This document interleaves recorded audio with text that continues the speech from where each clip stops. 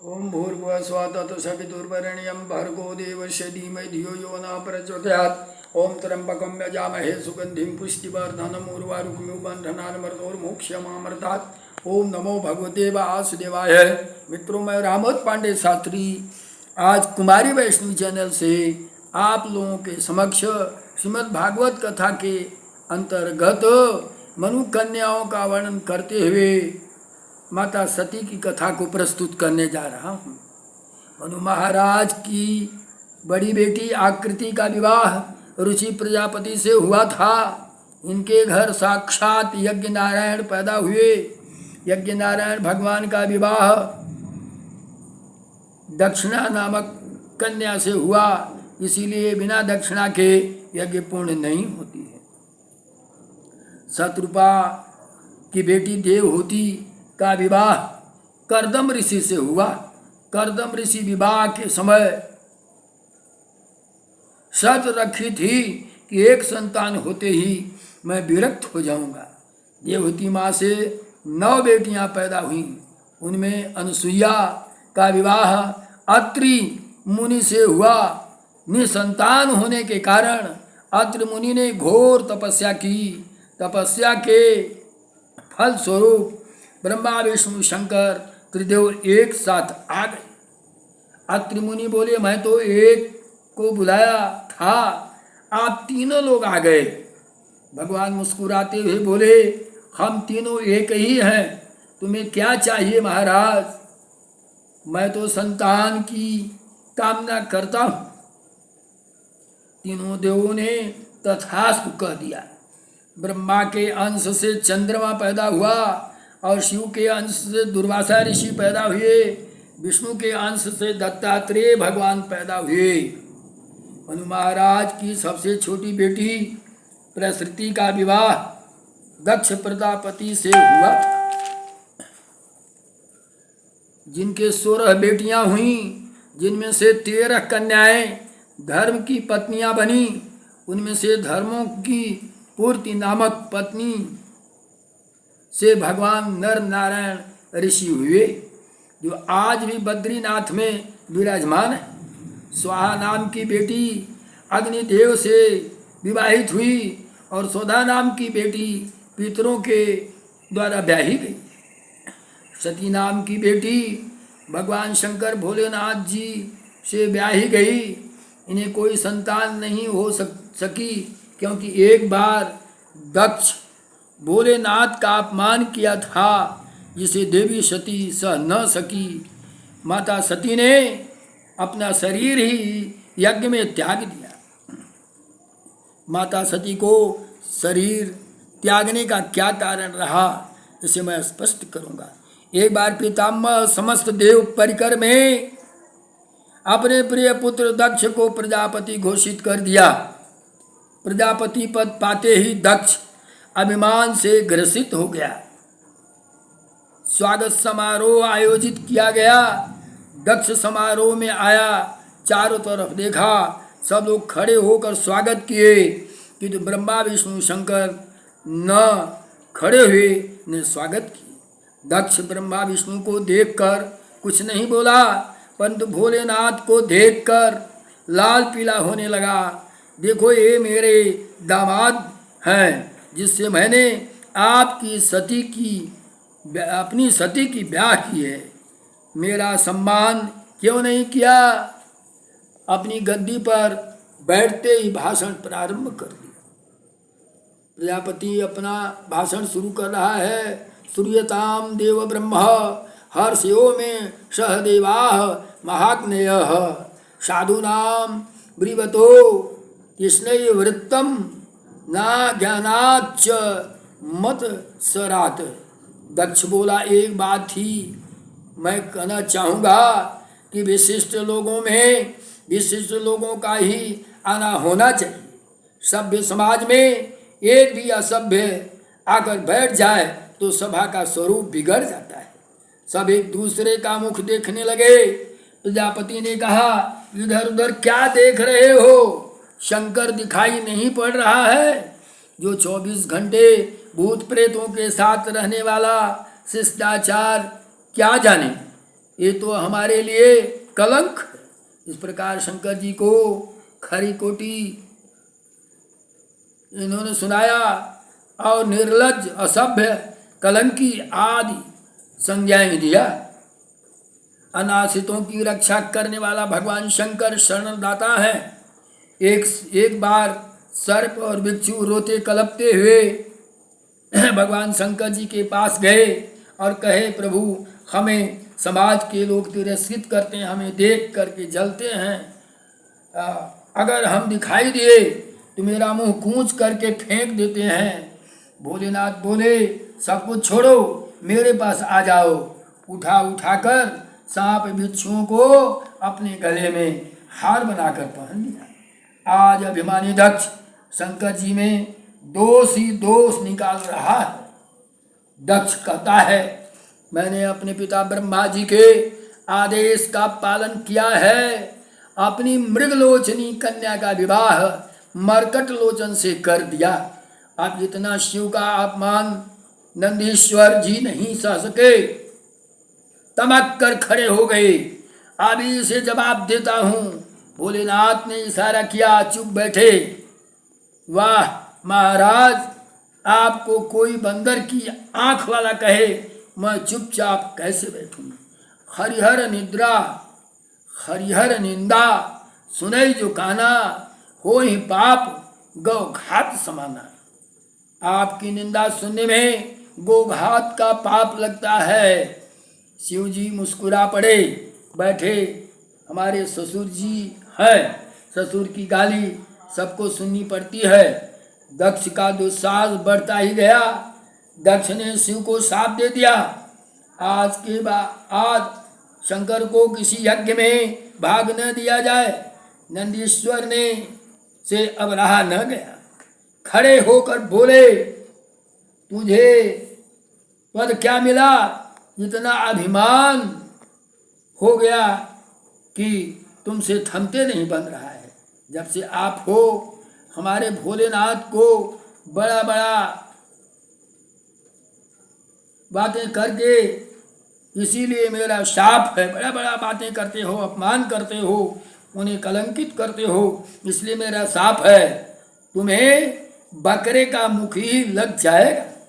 भृगु जी खड़े हो गए। नंदी, ये ससुर दामाद की झगड़ा में तुम क्यों बोल रहे हो? मैं भी शाप देता हूँ कि शिव के गण पाखंडी हो जाए। शिव जी के सारे गण खड़े हो गए। बुढ़े बाबा, तूने हमें पाखंडी कैसे कहा? हम भी शाप देते हैं तेरे सारे चाटुकार ब्राह्मण भी भिखमंगे बन जाए। भोलेनाथ खड़े हो गए। अरे राम राम, ये स्वागत समारोह हो रहा है या शाप समारोह हो रहा है? सब एक दूसरे को शाप दिए जा रहे हो। भोलेनाथ को लगा कि ये सब मेरे कारण ही हो रहा है। भोलेनाथ सभी गणों को शांत कर अपने गणों के साथ घर चले गए। धागा टूट जाता है तो जोड़ने पर गांठ पड़ जाती है। शिव जी से देश करके दक्ष प्रजापति ने हरिद्वार कनखल में एक बड़ा विशाल यज्ञ का आयोजन किया। शिव को निमंत्रण नहीं दिया। भोलेनाथ कैलाश में आनंद से रहे। सब देवता यज्ञ में जा रहे थे। सती का मन डगमगा रहा था। मेरे भाग्य के में यज्ञ मुझे ही नहीं पता। मेरे मायके में यज्ञ हो रहा है और मुझे ही नहीं पता। तुम बनो चलो, मैं अभी आ रही हूँ। शादी भोलेनाथ का चरण। सती ने क्या किया? भोलेनाथ का पैर दबाने लगी। शुरू कर दिया, प्रभु पूछे, बोलो सती क्या चाहती हो? सती कुछ नहीं बोली। अंत में अपनी बात घुमा फिर आकर के कहना शुरू कर दिया। प्रजापतेस्ते ससुरस्य सांप्रतम निर्यापितो यज्ञ महोत्सव किल वयं च तत्राभिसराम यमते पद्यार्थी तामी विबुधा वृदांति। सती बोली, भोलेनाथ जरा दृष्टि उठाकर ऊपर देखें। मैं तो सवेरे से ही देख रहा हूँ। भोलेनाथ बोले, ये विमान आपके ससुराल जा रहे हैं। कभी कभी किसी कारणवश, माता पार्वती कहती हैं, सती कभी कभी किसी कारणवश निमंत्रण नहीं आ पाता, तो मेरी 16 बहनें हैं, विवाह के बाद मुलाकात कभी नहीं हुई है। ये अवसर पर सभी अपनी मैके आई होंगी। मेरा मन सबसे मिलने को कर रहा है। भोलेनाथ सती की उत्कंठा को जान गए। भोलेनाथ बहुत समझाए बुझाए, बिना बुलाए कहीं नहीं जाना चाहिए। मेरा अपमान एक बार हो चुका है। अपमान की पीड़ा मृत्यु से भी भयानक होती। तुम वहाँ मत जाओ, मुझसे अपमानजनक भावनाएं सहन नहीं होगा। बार बार बातों के माध्यम से भोलेनाथ से आज्ञा मांगी। भोलेनाथ उस दिन के अपमान के कैसे हुए उसको सुना दिया। बाण का घाव भर जाता है, बात का बाण का घाव नहीं भरता। भोलेनाथ ने समझाया। माता के मनाने पर स्थिति देखकर कह दिया, तुम्हारे जो मन में आए तुम वैसा कर सकती हो। माता चल दिया। महोत्सव का दृश्य सामने आता तो आगे बढ़ती थी। अब भोलेनाथ की बात ध्यान में आती तो लौट के आ जाती थी, पीछे आ जाती थी। सती जाती है तो आंखें खोल करके भगवान देखने लगते हैं, और लौट कर आने लगती है तो आंखें मूंद लेते हैं। अब नंदीश्वर भूत प्रेत आदि के साथ माँ को लेकर के यज्ञ में गए। सती पहुंची। सब देवी देखी कोई इन्हें सम्मान नहीं दे रहा है। सादर भले ही मिली एक माता, भगनी मिली बहुत मुस्काता। यज्ञशाला में सती की दृष्टि गई तो देखा सबका आसन तो था, भोलेनाथ का नहीं है। अतस्तौ पन्नामिदम कलेवरम न धारयिष्यते शिति कंठ ग्राहिण्य जगदस्य मोहाद्धि विशुद्धि मंधसो जुगुप्सिता स्थो धारणम प्रचक्षते। माता सती सद्य प्रजाज्वलात समाधिजा अग्निना, अपने को अग्नि के हवन कुंड में समाधिस्थ अग्नि से अपने को जला दिया। नारद जी शंकर जी को विस्तार पूर्वक समाचार सुनाया। भगवान अपनी जटा उखाड़ करके पटक दी। जटा से विकराल महापुरुष पैदा हुआ जो वीरभद्र थे। भोले नाथ ने कहीं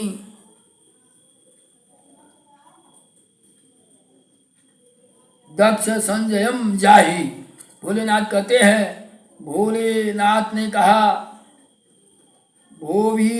भोवीस्ते भद्रम दक्षम संयज्ञम जाहि, दक्ष को यज्ञ सहित समाप्त कर दो। वीरभद्र वहां पहुंचा और वहां तूफान मचा दिया।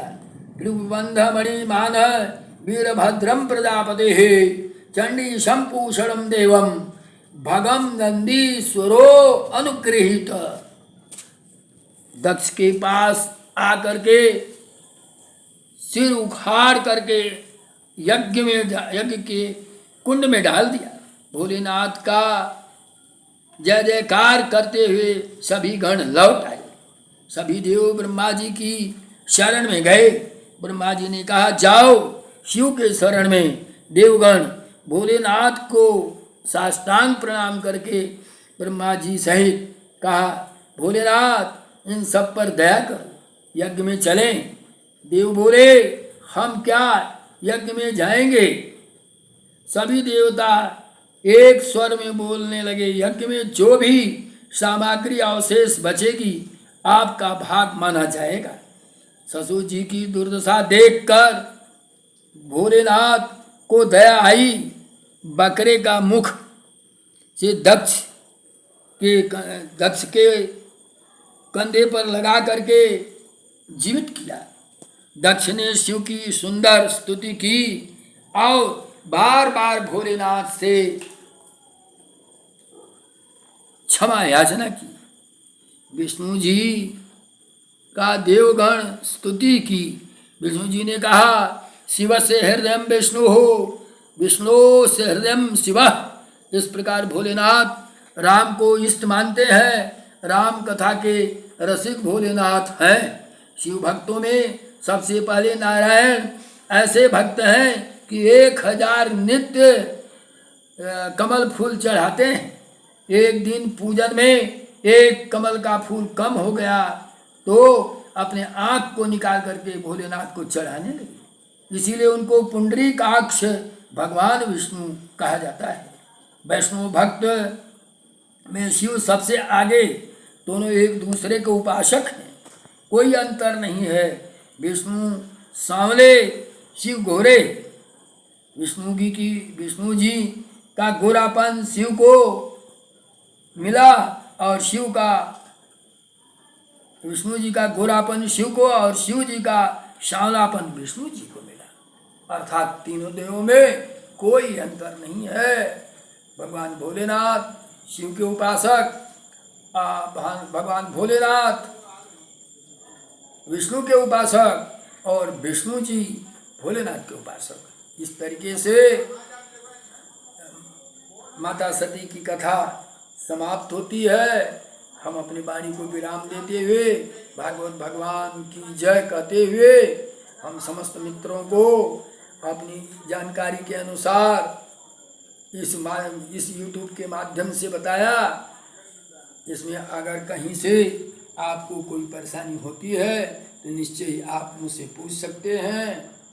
आगे जय माँ जगदम्बे, भागवत भगवान की जय।